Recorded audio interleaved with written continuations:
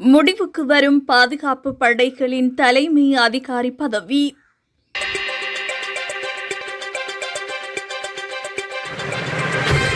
பாதுகாப்பு படைகளின் தலைமை அதிகாரி சட்டத்தை நீக்குவதற்கான சட்டமூலம் வர்த்தமானி மூலம் பிரகடனப்படுத்தப்பட்டுள்ளது.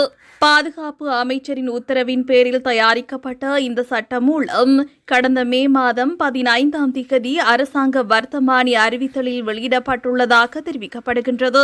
அதன்படி 2009ஆம் ஆண்டின் 35ஆம் இலக்க பாதுகாப்பு படைகளின் தலைமை அதிகாரி சட்டத்தை நீக்குவதற்கும் அது தொடர்பான அல்லது அதற்கு அனுகூலமான விடயங்களுக்கான ஏற்பாடுகளை வழங்குவதற்காகவும் இந்த சட்டம் மூலம் தயாரிக்கப்பட்டுள்ளது. 2026 பாதுகாப்பு படைகளின் தலைமை அதிகாரி சட்டத்தை நீக்கும் சட்டம் என அறிமுகப்படுத்தப்பட்டுள்ள இந்த சட்ட மூலத்தின் மூலம் பாதுகாப்பு படைகளின் தலைமை அதிகாரி பதவி முடிவுக்கு கொண்டுவரப்படவுள்ளது.